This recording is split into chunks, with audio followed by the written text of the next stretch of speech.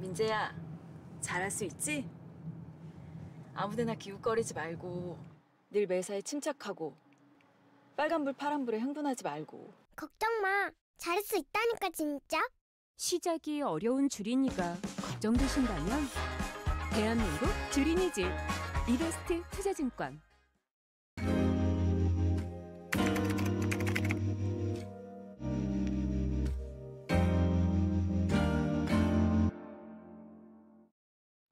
안녕하십니까. 이리온 리서치입니다. 저희가 또 한 주 건너서 이제 인사드리게 됐네요.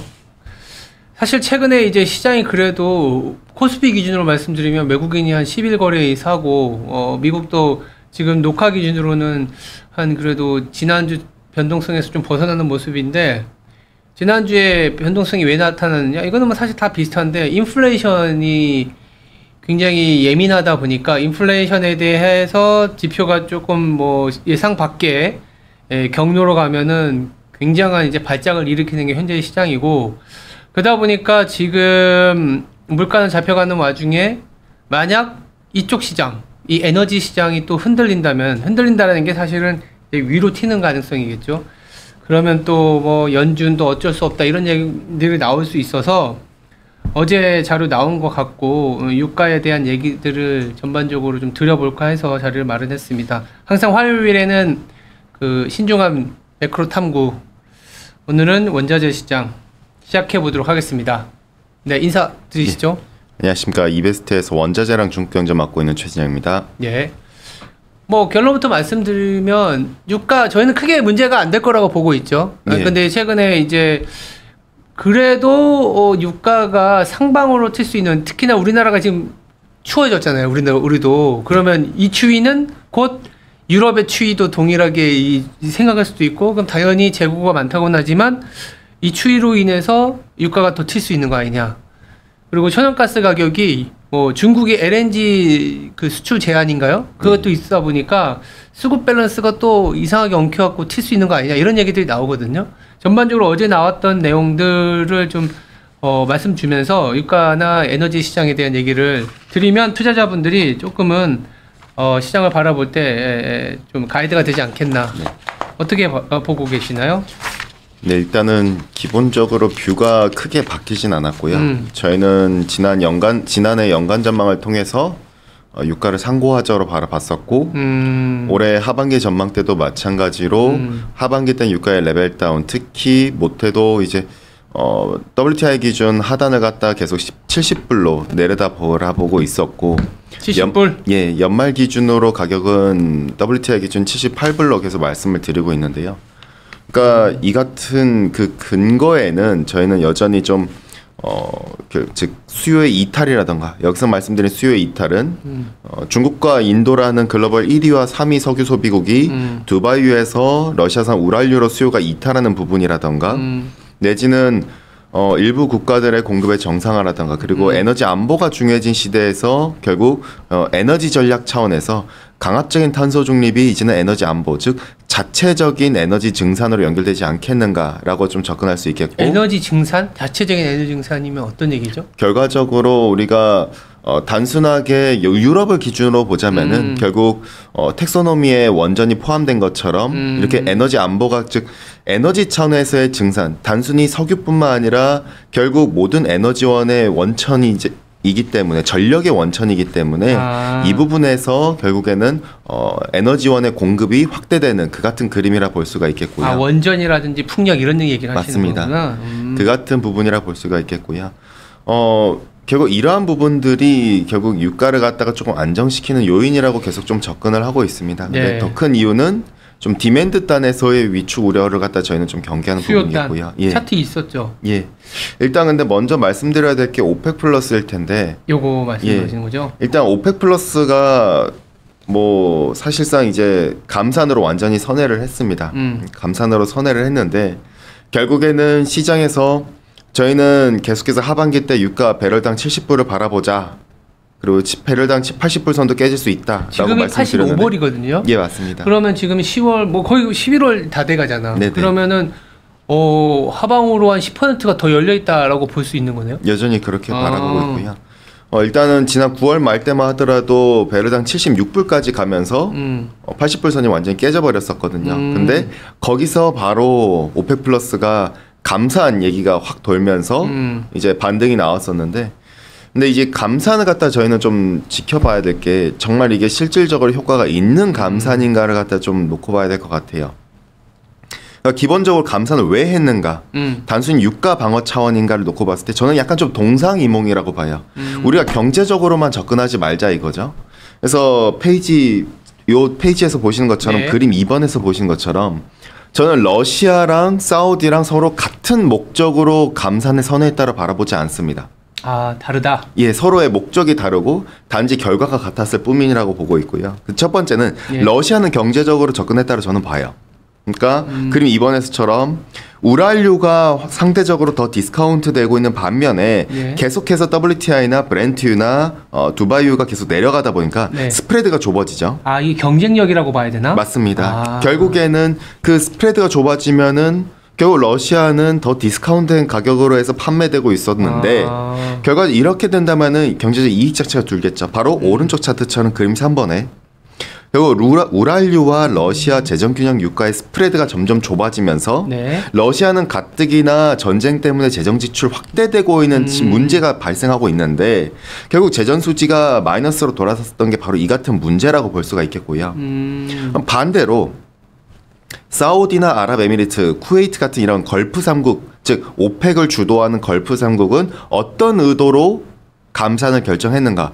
정말 경제적 이득 때문인가를 봤을 때 그건 아니라는 거죠. 사우디는 자꾸 자기들이 경제적 이득 때문에 접근했다라 바라보면서 좀 뭔가 액션을 갖다 보고 있는데, 그림 4번에서 보시는 것처럼, 네. 두바이유와 걸프 3국의 재정 유가 스프레드를 보면은 여전히 돈을 벌고 있어요. 이게 얼마 그러니까 두바이유 기준으로, 맞습니다. 그 얼마 정도 되는 거예요? 거의 한 20불 가량 갖다가 돈을 벌고 있죠, 배럴당. 현재 유가에서. 예, 맞습니다. 그 말즉슨 뭔가 급하진 아직 않아요. 급하진 않다. 그러면은 이걸 봤었을 때 단순히 재정균형 유가 때문에 사우디가 이렇게 한 것이라고 접근하기에는 저는 좀 어렵게 볼 수가 있겠고요. 그럼 사우디가 왜 이 같은 결정을 내려는가는 여전히 저희는 정치적으로 보고 있죠. 사우디 외무부는 끝까지 자기들이 정치적 해석이 아니라고 주장을 하지만은, 그러겠지. 예. 그렇지만 제가 볼 때는 결국에는 미국 의회에서 군사무기 판매에 대해서 여전히 수출 허가가 안 난 상태고, 네. 그러면 사우디 입장에서는 이거에 대해서 불만을 갖다 가지게 되고, 그렇기 때문에 미국 민주당도 덩달아서 우리가 이렇게 되면은 사우디나 아랍에미리트에 대해서 군사무기 판매 처리할 수도 있다라고 협박을 하고 있고, 그러니까 어디까지나 정치적 목적이었다는 게 뚜렷하게 보일 수가 있다라 볼 수가 있겠고요. 특히나 11월 달 미국의 중간 선거를 앞두고 이 같은 액션을 나왔다. 어떻게 보면은 사우디는 그동안에도 그랬지만은 미국이 싫은 게 아니에요. 바이든이 싫고 미국 민주당이 싫은 거죠. 왜? 자기들의 안보를 갖다 훼손시키고 있으니까요. 오히려 미국의 공화당 때, 트럼프 때는 사우디랑 관계가 좋았고, 트럼프 때 요구에 따라서 증산도 해주고 감산도 해줬거든요. 그렇게 본다면은 이번 조치는 어디까지 대한 정치적 목적? 그렇게 보면은 이 같은 감산 조치가 오펙 플러스가 한 뜻으로 한 감산이라기보다는 약간 좀 동상이몽으로 된 감산 조치였다라고 보는데, 그럼 중요한 점은 이게 정말 실질적으로 효과가 있는가? 저는 이게 약간 좀 페이퍼 컷이라고 보고 있습니다. 요거 말하는 거죠? 맞습니다. 그림 5번에서 보시는 것처럼 오펙 플러스 산유국은 자기들이 계속 생산한도를 늘려가면서 증산한다라고 발표는 해왔었어요. 그 전까지. 근데 증산에 성공한 적이 없어요.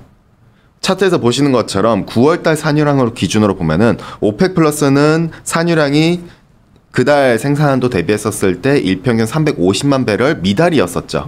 그렇게 보면은 오펙 플러스의 이 같은 조치는 감산 조치가 실제로 이번 9월 산유량 한도랑 9월 산유량과 새로 된 생산 한도를 갖다 같이 적용해 보면은 여전히 일평균 못해도 한 120에서 130만 배럴 가량은 미달이에요. 그러니까 이거는 그러면 그 공장을 돌리면 이 쿼터만큼 할 수 있는 상황이에요? 생산량을요? 네. 사실 그렇게도 보기도 어려워요. 왜냐면은 못하는 거죠. 그쵸. 일단 일부 국가들은 못하고 있다고 볼 수가 있겠고요. 그러니까 어쨌든 지금 근데 감산 효과가 있는 국가들도 있긴 합니다.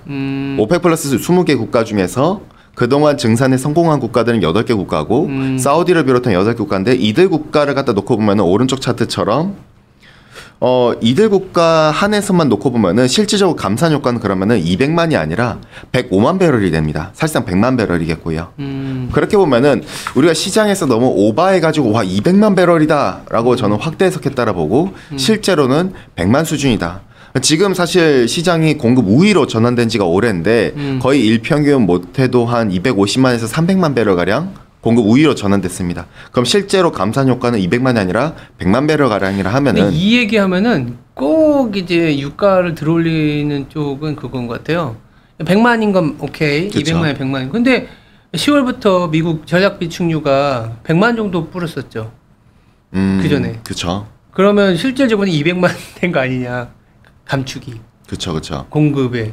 그러면은 감산 효과가 더 큰 거 아니냐 이런 얘기를 하더라고. 왜냐하면 또 그 전략 비축유가 뭐 80년 이후에 최저치까지 떨어졌다 그러나? 그 차트들이 그쵸. 있었는데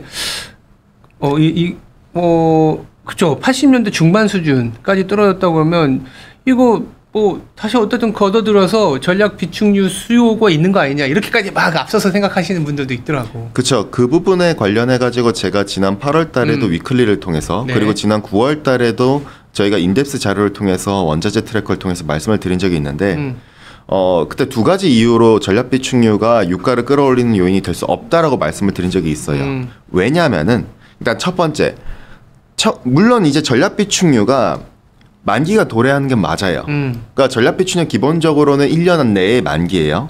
그래서 상환을 해야 되죠. 그러니까 일종의 입찰을 통해서 약간 빌려주는 개념이에요. 어떻게 보면은. 그래서 프리미엄을 더 얹어가지고 일종의 다시 채워넣는 개념이라 볼 수가 있는데, 근데 1990년대부터 지금까지 전략 비축유 상환해가지고 유가가 올라갔었던 적이 단 한 번도 없었다는 사실이죠.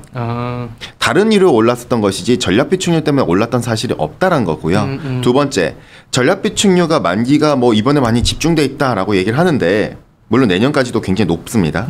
근데 중요한 점은 전략 비축유는 상환 시점을 연기가 가능합니다. 1년이 아니에요, 무조건. 그렇기 때문에 1년 내지는 최대 3년까지도 연장이 가능하기 때문에 거기서 프리미엄만 좀 더 얹어준다면은 연기가 가능하다라는 거죠. 그러면은 우리가 일종의 그런 공매도 개념이라 접근하시면 될 것 같아요. 그러니까 결국 상환을 할 때는 낮은 가격대 다시 되사가지고 되상환하는 것이지 높은 가격대 하면은 사실상 쇼스케이지거든요. 어떤 바보도 그렇게 원하지 않거든요. 네. 그렇기 때문에 전략 비축유가 유가를 밀어올린다라는 그 같은 접근은 저는 조금은 그러니까 전략 비축유를 다시 쌓기 위해서 유가를 밀어올린다. 막 이런 논리는 좀 이상하다. 저는 좀 그게 조금은 네. 애로가 있다라 보고 있고요. 결과적으로 그렇기 때문에 일단은 공급 측면을 갖다 저는 좀 접근하지 말자라고 말씀을 드려요. 지금 공급이 문제가 아니라 지금 수요가 가장 큰 문제라고 계속해서 말씀을 드리고 있거든요. 그러니까 상반기 최소 못해도 1분기에서 2분기 중반부까지는 공급이 문제가 있는 건 맞았어요. 다만 저는 이제부터 하반기 때는 수요가 문제가 될 수 있다라 계속 말씀을 드리고 있고, 주식이야 사실 수요 충격을 갖다가 충분히 반영을 해왔어요. 사실 지금의 주가가 어떻게 보면 리세션을 반영했을 수도 있어요. 그렇죠. 근데 이제 원자재는 과연 주가랑 비교했을 때 그만큼 충격을 받아들인 건 맞는가를 놓고 보면 저는 아직까지도 아니라고 볼 수가 있겠죠. 그래서 수요를 갖다 말씀을 드릴 텐데요. 페이지 5페이지에서 봐주시면은 결국에는 저는 아직까지 일부는 수요가 반영됐지만 수요 둔화가 아직까지 반영되지 못한 수요가 있다라고 접근을 하고 있습니다. 그게 무엇일까를 놓고 보면은 바로 운송량 석유 수요라고 말씀을 드리는데 그림 7번에서 보시는 것처럼 위에 상단 차트는 미국의 부동산 지표를 갖다 역축으로 그린 것입니다. 이게 어떻게 보면은 실업수당 청구 건수를 갖다가 선행을 합니다. 그렇게 보면은 일단 봤었을 때 부동산 경기가 결국 금리 상방 압력 때문에 위축된 건 맞아요. 경기가 안 좋아졌으니까요.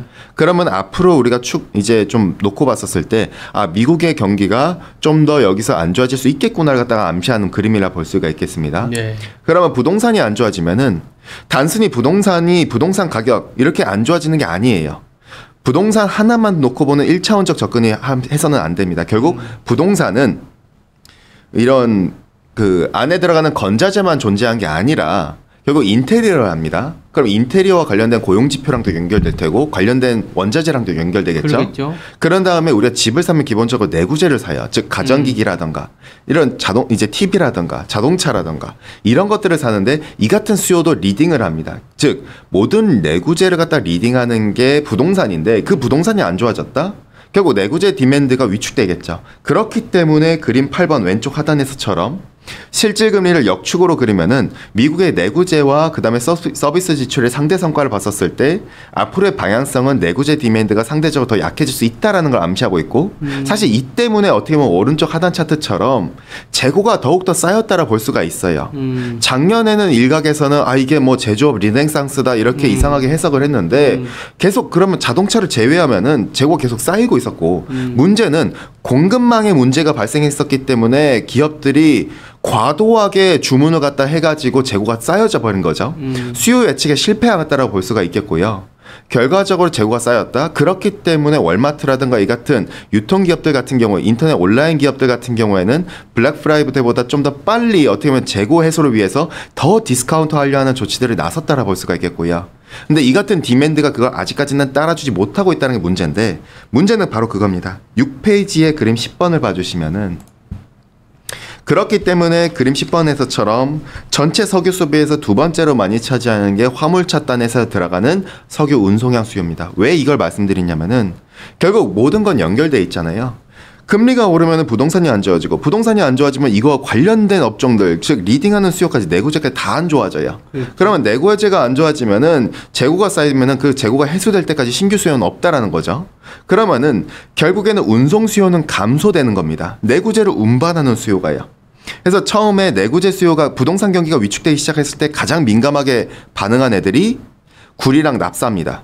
구리랑 납사가 먼저 빠지고 뒤이어서 빠질 애들이 바로 운송량 유가일 텐데 우리가 그림 11번에서 보시는 것처럼 운송량 디맨드가 앞서 내구재가 위축되니 운송량 수요가 위축될 거다. 그래가지고. 어떻게? 바로 실제로 일감이 줄어드는 게 확인되고 있어요. 미국의 트럭 이용률 같은 경우에 계속해서 다시 빠지고 있습니다. 그러한 상황에서 미국의 고용 지표 안에서 트럭 운송업자 고용만 따로 발췌해서 전월 대비 증감으로 보면은 빠르게 위축되고 있어요. 선행지표이기도 한데. 맞습니다. 결국 유가의 어떻게 보면은 선행지표로 볼 수가 있다고 저는 보거든요. 그렇게 보면은 하단 차트에서처럼 미국의 디젤 재고가 점진적으로 증가할 수 있다는 거죠. 지금 시장에서는 디젤 재고가 정말 부족해요. 디젤이 부족해요. 낮다고 보는 거잖아요. 이것 때문에 많이들 얘기를 하지만은 근데 디젤 재고가 충분히 이게 후행적으로 다시 쌓여간다고 본다면은 수요가 없어서. 그쵸. 결국 운송량 수요 단에서 지금 위축된 부분은 아직까지 못 반영된 부분이 바로 이 부분이지 않겠는가. 유가는 그렇기 때문에 저는 여전히 하단을 70불로 접근해서 레벨 다운. 즉 지금의 오펙 플러스의 감사는 이 같은 수요 충격을 갖다 우려되기 때문에 선제적인 조치였다고 저는 봐요. 그렇게 본다면은 이 유가가 여전히 추가적인 레벨 다운의 가능성은 유효하다라고 접근할 수가 있겠고요. 일단은 그러면 정치적인 걸 다 빼고 공급과 수요로 봤을 때 공급은 이미 약간 어떻게 보면 목신각신하지만 공급은 좀 많은 상황이고 감사는 했지만 오펙 플러스에서 실질적인 감사는 페이퍼 퍼스에 지나지 않고 수요가 뭐 극단적으로 보면 그림 11번 보는 것처럼 재고가 늘어날 수 있을 만큼의 수요가 좀 둔화될 수 있다. 네. 유가는 주식과 달리 리세션이라든지 이런 둔화를 반영하지 않았다. 그동안에 약간 정치적인 공급적인 이슈로 인해서. 그러면 그런 거 있는 것 같아. 이거는 이제 우리의 전망이고 근데 왜 백악관에서는 바이든이 사우디한테 감산 결정 11월에 해라 뭐 이런 식으로 얘기하고 왜 그런 거야? 차라리 그 얘기 안 나왔으면은 감산이 굉장히 크리티컬하니까 그거를 하지 말게 얘기한 거 아니야? 이런 식으로도 해석할 수 있거든요. 무슨 말인지 알지? 그러니까 선거 앞두고 있잖아요. 그래서 저희가 지난 연간 전망 때도 그 차트를 넣어놓은 적이 있었는데 미국의 휘발유 가격과 이전 이전 정권들의 대통령 지지율을 갖다 보면은 부시 행정부 때부터 정확히 반대로 가요. 그러니까 이제 휘발유 가격이 올라가면 대통령 지지율이 떨어진다. 그렇죠. 결국에는 미국은 뭐 전기차 아무리 얘기해도 결국에는 드라이빙 수요가 석유 수요가 많거든요. 그렇기 때문에 여전히 내연기관차가 많은 주도하는 국가이기 때문에 유가 오르면은 당연히 이들은 우리가 흔히들 이제 기본적으로 한국만 놓고 봤을 때 서울을 놓고 봤을 때는 지하철 이런 교통편이 잘 돼 있어요.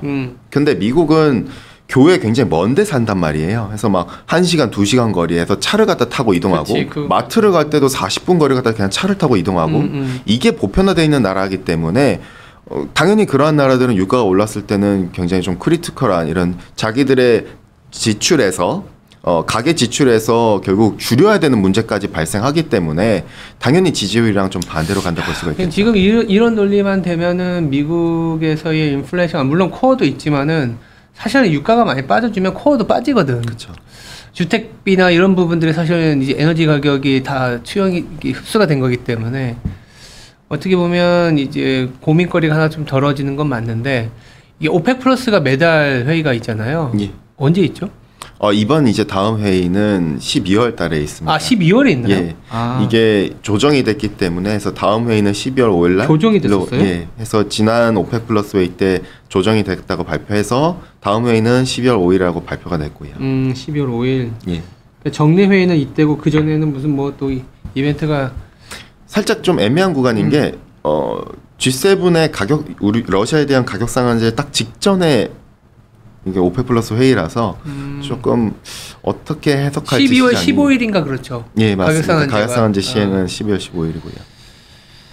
알겠습니다. 뭐 사실 뭐 특별한 이벤트나 이런 건 아니었지만 유가가 뭐 이렇게 약간 논의에서 벗어나 있는 건 사실인데 또 한편으로 유가가 슬금슬금 좀 올라오거나 스파이크 나듯이 좀 강세로 보이면 시장이 또 확 무너질 수가 그렇죠. 있거든. 왜냐면 또 난방 시즌 도래한다 해서 예. 또 그런 얘기들이 많으니까요. 더. 근데 그 가능성보다는 그래도 여기서 좀 하향 안정화될 수 있다. 그렇죠. 왜냐면 난방 시즌도 글쎄요. 저는 난방 시즌 때문에 가스 가격이 유가를 밀어올린다는 논리들이 있는데 근데 저도 작년 10월달에 그 논리를 펼쳤었어요. 저는 근데 반대로 올해는 아니다라고 얘기를 하고 있거든요. 그 이유가 그러니까 차이가 존재한다는 거죠. 그러니까 왜 갑자기 작년 10월달에는 그런 논리면서 이제 가스가 유가를 밀어올린다 했는데 올해는 아니다라고 말씀을 드리냐면은 우리가 지난번 자료에도 제가 말씀을 드린 적이 있습니다. 네. 유럽이 러시아산 가스에 대한 의존도가 이제 제로화가 됐다라는 사실을. 작년하고 다르다. 그렇죠. 그러니까 작년이랑 그게 달라요. 작년에는 왜 가스가 유가를 밀어올 수 있다라고 말씀을 드렸냐면은 단순히 난방 시즌이라서 그렇기보다는 그것도 문제가 있었지만은 러시아에 대한 의존도가 러시아를 대체하지 못한 상태에서 유럽이 가스를 그러한 상황에서 러시아가 밸브를 잠갔었거든요. 그러다 보니 가스가 밀어올리고 유가를 밀어올리는 현상이 나타날 수밖에 없었는데 재고도 없었고. 그렇죠. 재고도 없었죠. 문제는 근데 반대로 지금은 재고는 쌓아놨고 근데 그러한 상황에서 러시아에 대한 의존도는 거의 제로화에 가깝고 수요도 안 좋고. 그렇죠. 근데 수요도 안 좋은 상황에서 근데 더 중요한 사실은 사실 천연가스만 전력원이 아니거든요. 천연가스 이외의 전력원들이 수급이 안정화가 되고 있거든요. 예를 들어서 라인강 수위가 점점 개선되면서 석탄을 통한 운송이 점점 원활하게 되면서 석탄 화력 발전이 개선되고 있고 그리고 원전은 또 이게 돌릴 수 있으니까. 그렇죠. 원전단에서도 독일이 또 한 번 이제 원전을 갖다가 중단하는 것도 연기시켜 버렸거든요. 거기다가 7월 달에는 EU 의회에서 이 원전과 천연가스를 텍소노미에 포함시켜 버렸고 지난주인가요? 이 유럽 의회에서 또 이제 산업위원회에서는 원전을 갖다가 원래 녹색 보조금 지급을 갖다가 안 됐는데 이걸 포함한다는 게 가결이 됐어요. 일단 1차적으로.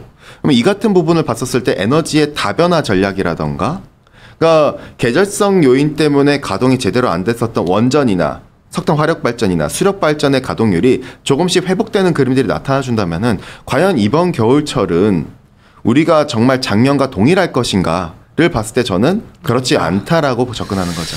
알겠습니다. 차가운 겨울이 다가오면서 주식시장은 온기가 도는데 에너지 시장은 직관과 달리 냉기가 돈다. 네, 이렇게 정리를 하면 될 것 같습니다. 알겠습니다. 에너지 시장에 대한 고민거리가 조금은 해결이 됐으면 좋겠습니다. 저희는 또 다음 주에 또 다른 이슈로 매크로적인 측면에서 다뤄보도록 하겠습니다. 네, 함께 고민하시죠.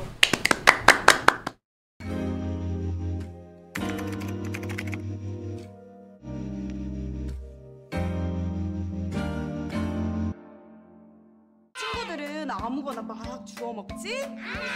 파란불 빨간불에 흥분하지? 않아요. 친구들 따라서 우르르 몰려다니지? 시장이 어려운 주린이가 걱정되신다면 대한민국 주린이 집 이베스트 투자증권